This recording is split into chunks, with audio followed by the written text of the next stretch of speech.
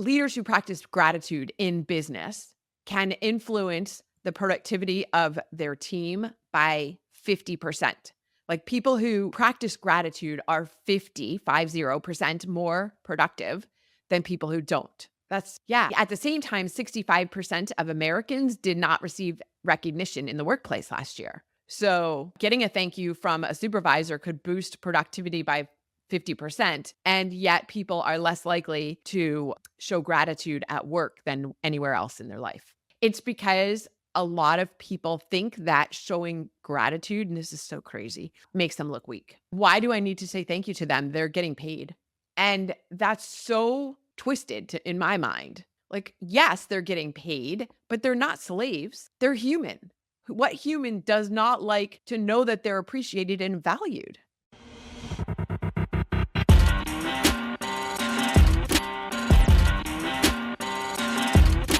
You're listening to the B2B Revenue Executive Experience, a podcast dedicated to helping executives train their sales and marketing teams to optimize growth. Whether you're looking for techniques and strategies or tools and resources, you've come to the right place. Let's accelerate your growth in 3, 2, 1. Hello, everyone, and welcome to the B2B Revenue Executive Experience. I'm your host, Corey, and today I have the pleasure of talking to Lori Saitz. She's the employee well-being consultant and the founder and CEO of Zen Rabbit, a company focused on enhancing workplace wellness. In addition to all of her consulting work, she's also an award-winning author, speaker, and broadcaster. And, luckily for me, she hosts her own podcast called Fine is a Four-Letter Word, where she explores themes related to personal and professional growth, and her overall mission is to combat what she describes as the 650 billion, not million, distraction crisis affecting workplaces today. Lori, welcome to the show. Thanks so much for having me. This is going to be a good conversation. Yeah, I'm really excited. Like we were chatting before, and like I said, right, we've got so much content focused on driving growth, which is crucial, and we don't have a lot of content that's focused on growing ourselves, right? Or how can we navigate these stressful situations? Yeah, which when you focus on also drives growth. Right. And so that's going to be a big takeaway that I want people to get from this episode. So to kind of kick us off, maybe we'll go back and, get a little bit on your background. And so, when you founded Zen Rabbit, obviously strong focus on well-being, stress reduction, and how that drives growth. But what was the initial inspiration for that? Well, it's funny because when I first founded Zen Rabbit, it was back in 2003. And version 1.0 of Zen Rabbit was a baking company. It was Zen Rabbit Baking Company. And I was making a product called gratitude cookies that were based on a family recipe. And as somebody who has a many years of marketing background, and I love marketing, I positioned it as a way for businesses to say thank you to their clients and their referral sources, as opposed to being like the next Mrs. Field. And so I was talking about with businesses gratitude and how to use gratitude as a differentiating factor, and even back then. And ran that business for 11 years, couldn't quite scale it the way I would have liked to, ended up shutting it down, went back into marketing, talked a little bit about networking strategies for a business. That was your version 2.0 of Zen Rabbit. And then in about 2020, 2021, I came to this version of Zen Rabbit. So we're at like 3.0 at this point, and talking about again, about using gratitude, but even incorporating even more strategies for wellness into it. Okay. So a few evolutions along the way, Yes. But there's a thread running through all of those, right? The gratitude, and how do you connect that, and how do you make teams better? Okay. So as you said, coming from this really stellar marketing background and having a deep understanding of the sales side of things as well, how did it come about where you really saw a fit for Zen Rabbit 3.0, to kind of key in on sales and marketing and how you could help those folks? Well, because it's my background, marketing is my background, like those are my people. So I'm intimately familiar with what it's like to work in those departments. And, marketing, a lot of times in the best companies, marketing and sales work together. And that doesn't always happen.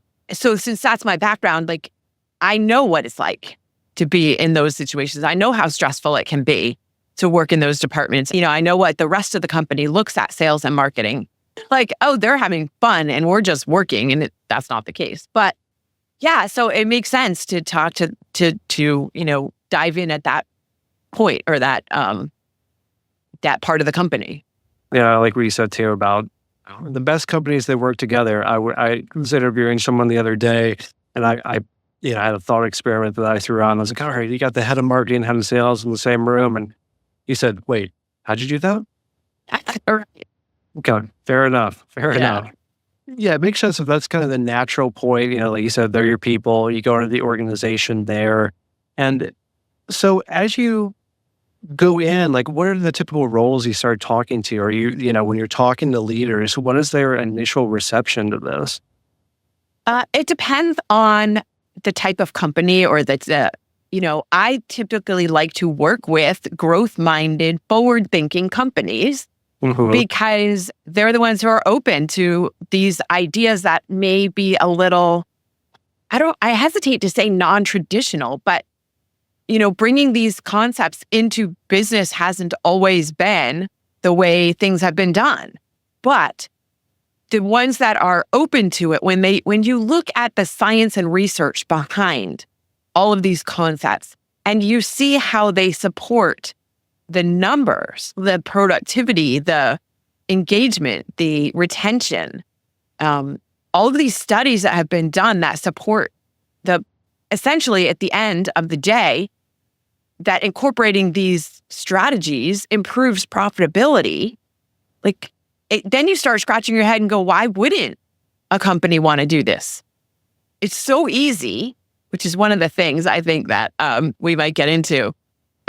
It's so easy. It really is not expensive to do, and yet it can boost productivity, focus, engagement, satisfaction, job satisfaction by so much. Like you mentioned, the number, the billions of dollars that it can affect. Why wouldn't business leaders want to be interested in this? Yeah, let's dive into that a little bit more. That 650 billion. Help us understand where that came from and kind of what's behind it. Yeah, I mean, that was a study I came across that was talking about the importance of, I think it was mindfulness overall, but giving people the right tools to do the job. There have been so many studies that I refer to a lot around gratitude and the importance of gratitude in business. I was just going to pull up one of the articles that I had seen about leaders who practice gratitude in business can influence the productivity of their team by 50%. People who are who practice gratitude are 50% more productive than people who don't. That's quite the stat right there. Yeah. But at the same time, 65% of Americans did not receive recognition in the workplace last year. So getting a thank you from a supervisor could boost productivity by 50%. And yet people are less likely to show gratitude at work than anywhere else in their life. What do you think that is? Do you think I knew that was good, that next question coming. It's because a lot of people think that showing gratitude, and this is so crazy, makes them look weak.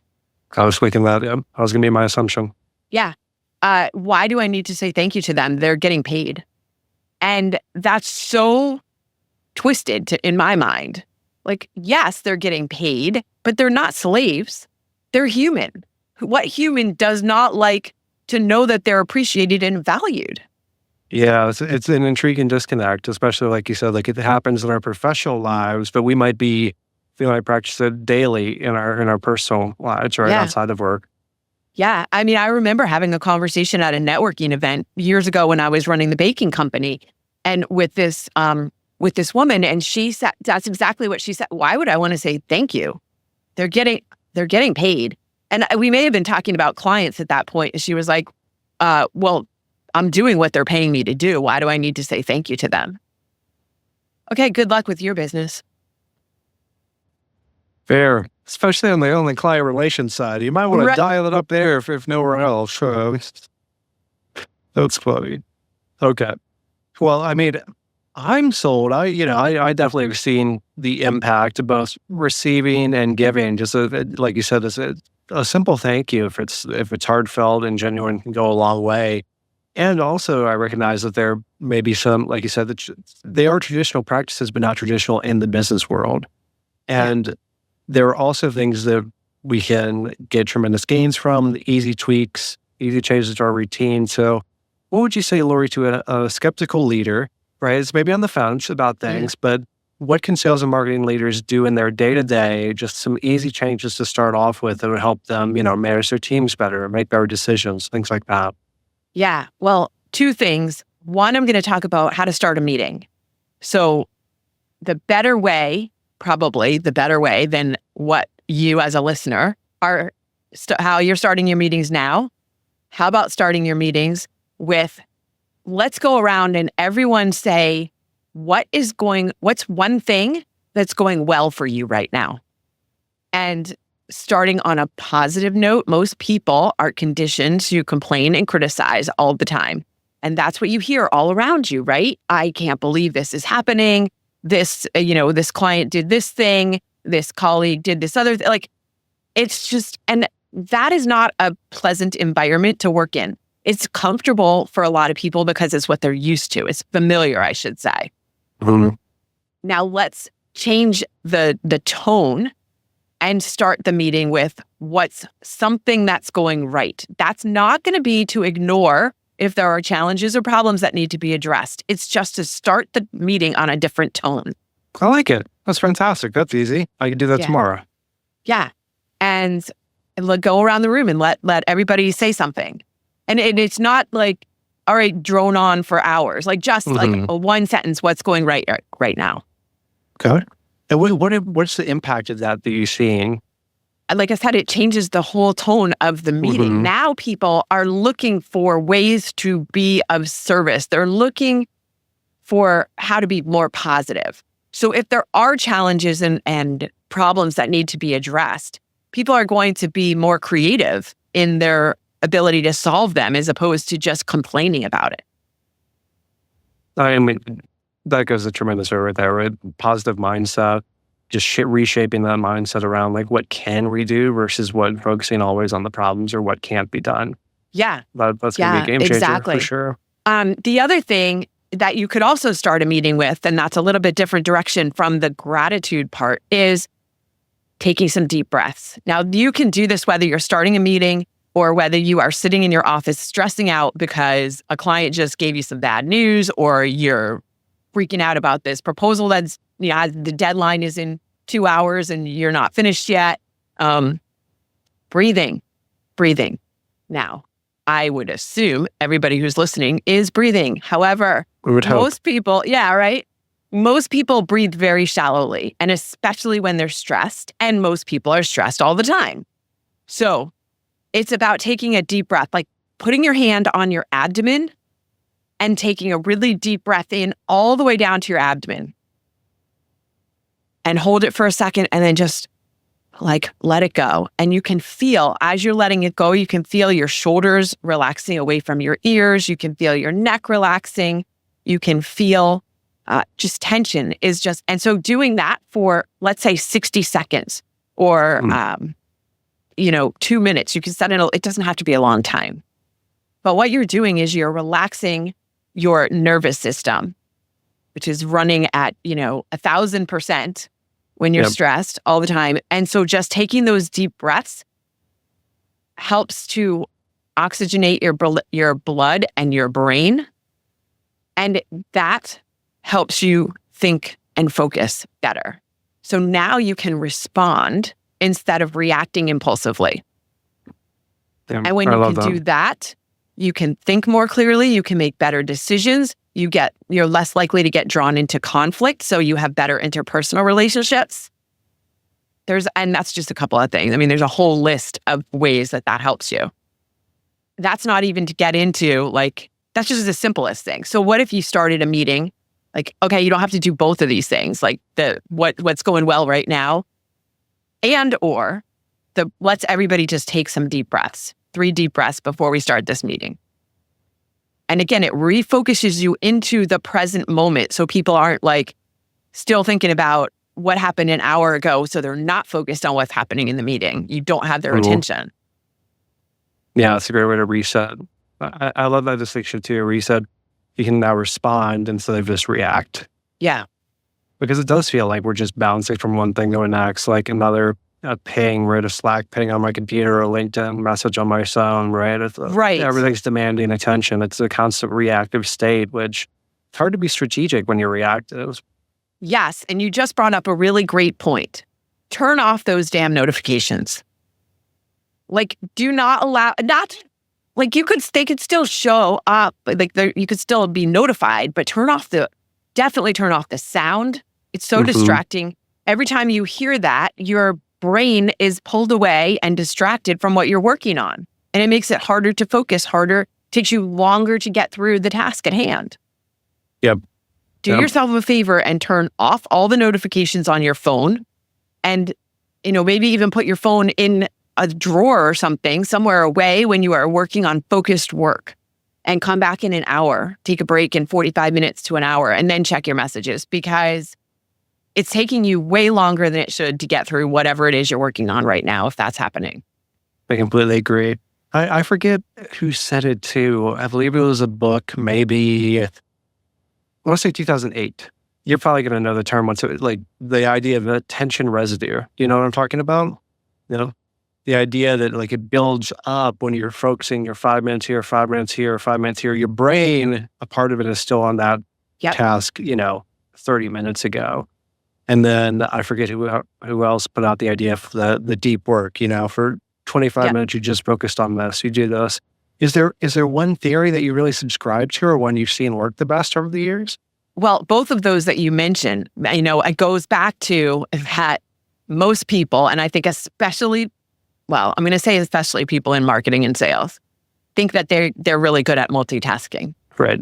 Everyone does. Everyone does. And as humans, we are not wired to be good at multitasking. It does not matter. You are not special. You are not like an exception. No one is good at multitasking.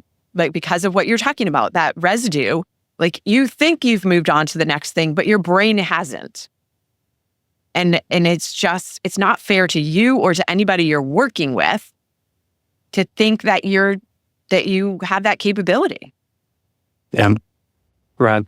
It's well said. I mean, we all think we can do it, right? Yeah. We all say like, oh, I don't do that. But then, we'll have 3 things open, or we're in a meeting that's dragging on for an hour and a half. It's like, no, I'm going to answer this email, or I'm going to push this out. And you're right. The work always suffers for it. We got 2 big things it seems like to look out for. We have the notifications, right? Yeah. So turn off all the little pings and buzzes as much as you can.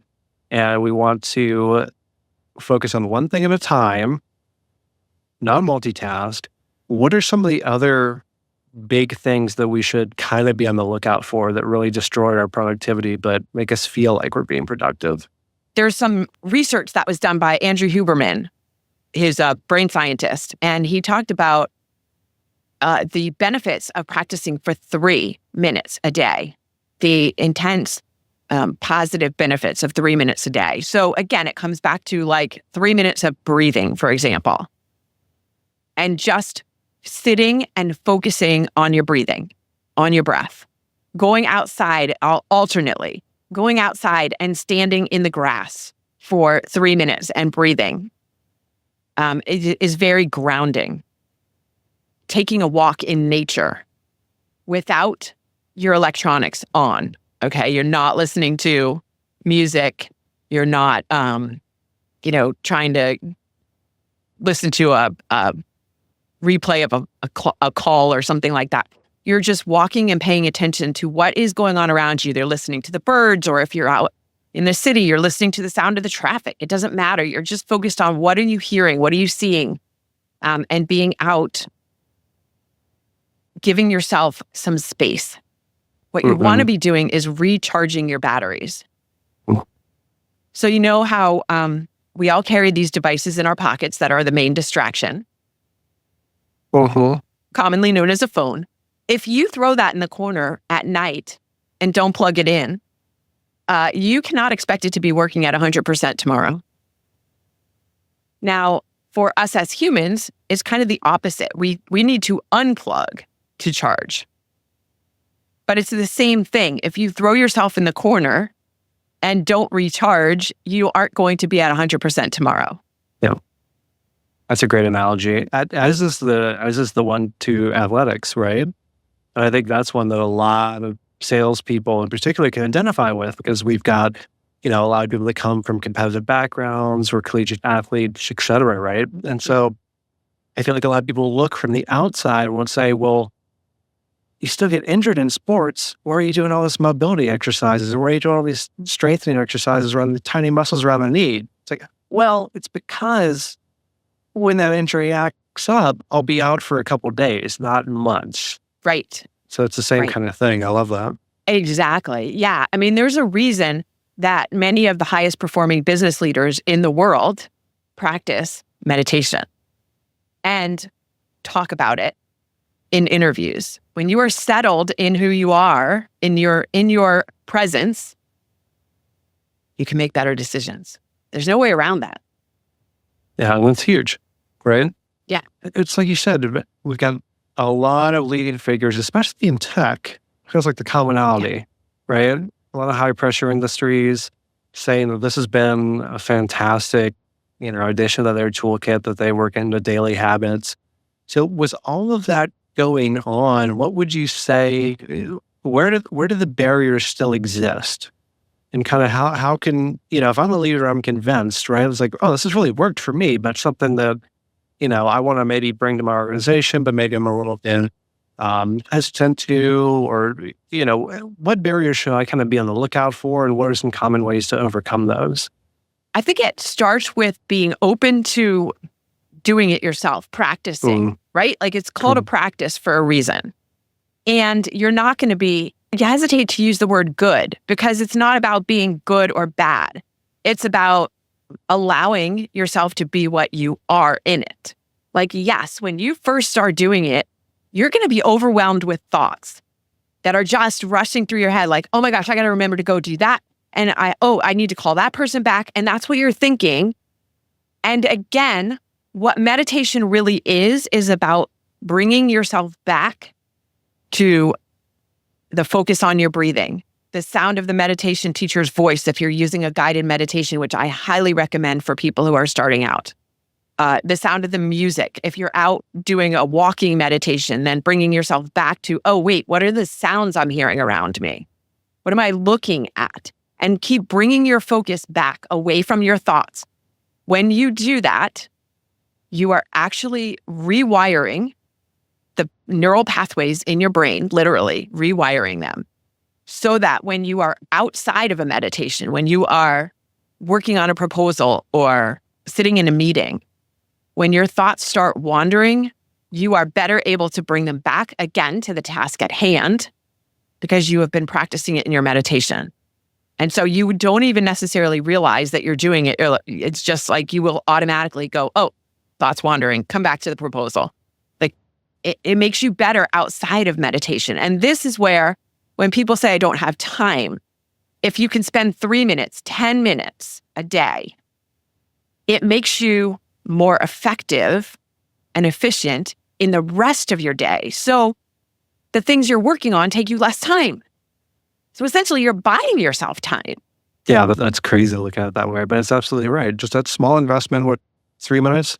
That's less time than it takes most teas to steep, right? Yeah, exactly. And in fact, that's a great idea. You could do it while you're steeping your tea. Yeah. Or brewing your coffee. Start there. Yeah. Boom, yeah. And so, if you say I started this tomorrow, right?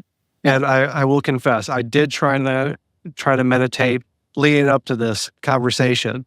And I set the goal for 10 minutes. And like you said, my thoughts were just running wild the whole time. I'm thinking like, oh, it's so hard to just sit here and try not to chase all the little rabbits running around my head. But if tomorrow I start this, and maybe I just shoot for 3 minutes. In your experience, how long is it going to take me before, if I'm conscious and kind of thinking about my own processes, before I start noticing that I'm less reactive, that I'm making calmer, more thoughtful decisions? What's the sweet spot to where I start seeing benefits, I guess? There's two answers or two parts to that answer. One is right away, because you will see and feel benefits for after those 3 minutes. You're going to feel more relaxed in the fourth minute. You just are. You're going to notice it. And then cumulatively over however, the next rest of your life, you're going to notice it.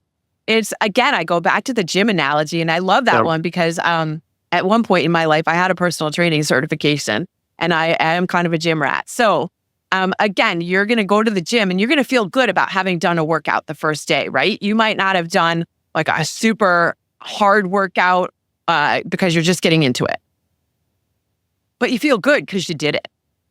And you might be sore tomorrow, but you're going to feel good because it's a good kind of sore, right? You're like, oh, I did. It proves that I did something. Mm-hmm. All right. Meditation is not going to make you sore, for one thing. That's good. That's already selling. But it is, so you're going to see the benefit right away. And then cumulatively, if you consistently go to the gym for a year, you're going to see the results at the end of a year. Same thing with meditation. There are so many people I've had conversations with, clients and people who aren't clients, who talk about, I started meditating and I can't believe how much calmer I feel after 3 months. I can't believe, I can't imagine not doing it. So I started out, I didn't say this in the beginning, but my mom took my brother and me to a meditation class when I was 10 years old. So I had this as a foundation, but 10-year-olds quickly become teenagers and they are not interested in anything that they have ever learned before. So I didn't do it. And then I would go back to it once in a while for the next, in my 20s, my 30s, into my 40s. I would do it for like a few days and then I'd skip a few years. And even though I knew the benefits, I didn't get into it until 2014. And that's when I shut down that first business, coincided with the passing of my mom. And that's when I came back to meditation consistently now. So now we're 10 years of every single morning. It feels like if I skip a day, which is very rare, but if I do, it's like leaving the house without brushing my teeth. It feels weird. It's like, wait, something's off today. But it takes a while to get into it, and you have to be ready. Are you ready to be consistent? Are you ready to give yourself, it's kind of like giving yourself a gift, really. Are you ready for it? And not everybody's ready for it. And that's okay too.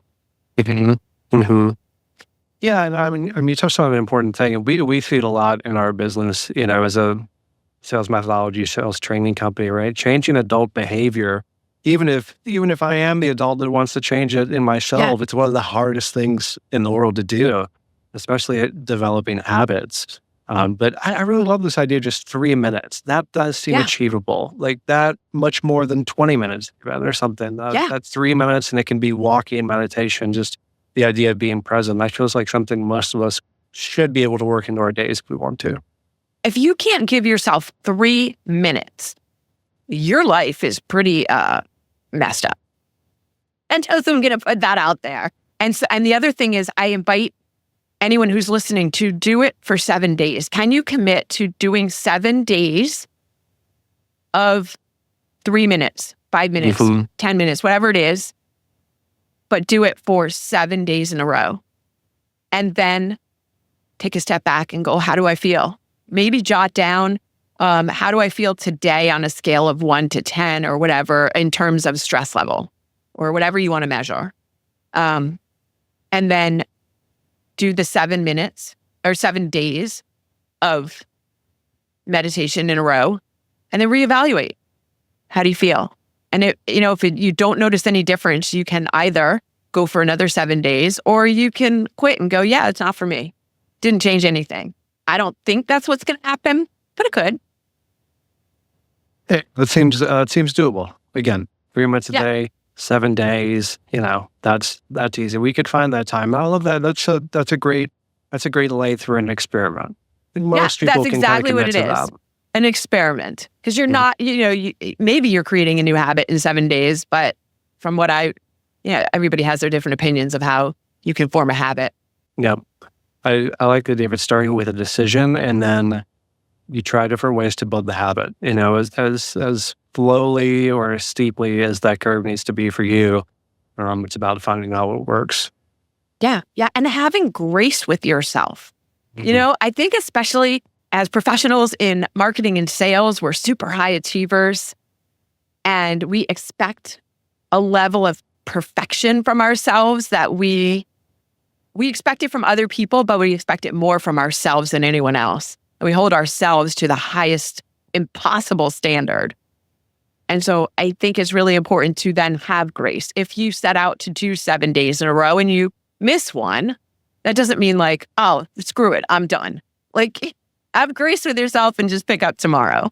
So what would your single biggest piece of advice then be for leaders, right? Who want to start practicing this and want to bring it into the mainstream because they recognize the importance of it? Mm-hmm. The single biggest piece of advice is to do it yourself. Again, lead by example and let other people around you know that you're doing it. Don't keep it a secret. It's nothing to be hiding. Again, when all of these leaders are talking about it in interviews, these high profile people, and attributing their success to it, they are helping bring it into more mainstream. And so doing it yourself, taking personal responsibility to improve yourself, and then encouraging your team. So it's not just encouraging your team, it's giving them the tools to do it, giving them the tools and techniques. I do workshops all the time for companies. So they bring me in and I can teach them some of these tools and techniques and strategies for managing the distractions in your head, and whether it's, through meditation or some of the other things I teach. But bringing your team, showing them the tools and techniques. Like, you can lead the horse to water, right? But you're setting them up. It's going to become their responsibility. It's everybody's individual responsibility to take and use the tools. But a lot of times people on the team aren't even aware of them. And so as a leader, it's your job to practice it yourself and bring it to the awareness of your people so that they can then use it themselves if they choose to. I love it. Well, that's great advice. Practice, increase awareness, make sure you give people the tools. And so many times we ask for things, but we don't really evaluate whether people have the tools to really execute what we're asking or not. Yeah, it's just like giving them the right CRM system to use. Right. Yep. I love that analogy. Same thing. Okay. Speaking of CRM. Yes. As we wrap things up, so there are 2 questions that we ask everyone who comes to the show. And the first one is, Lori, as the CEO and founder of a successful consulting company, I imagine a lot of people have you in their CRM right now as a target to reach out to. So what earns time on your calendar? What do you look for in outreach that really piques your attention? Something personalized. Have you, and I heard on a previous episode of your show, somebody said the same thing, like spamming me with generic messages of, hey, I see you do X, Y, and Z. I got a message the other day that was something about like, as an engineer, you probably, I'm like, I'm not an engineer. Now I'm the farthest thing from engineering that you're going to find. But so doing a little bit of research on all the socials, and everything is public, my whole life pretty much. If you can't find something about me to message me about, you're not looking. That's very fair. And it's classic advice, and advice we've got to keep saying it because, like you said, right, you're the most talented engineer in your space, and it's not going to fly, folks. Sorry, it's not going to fly. Okay, the second one I have for you is, if you could share one piece of advice with revenue executives out there to help them meet their goals, what would it be and why? The one piece of advice I would give to executives is going back to, practicing kindness. Actually, it's not the same.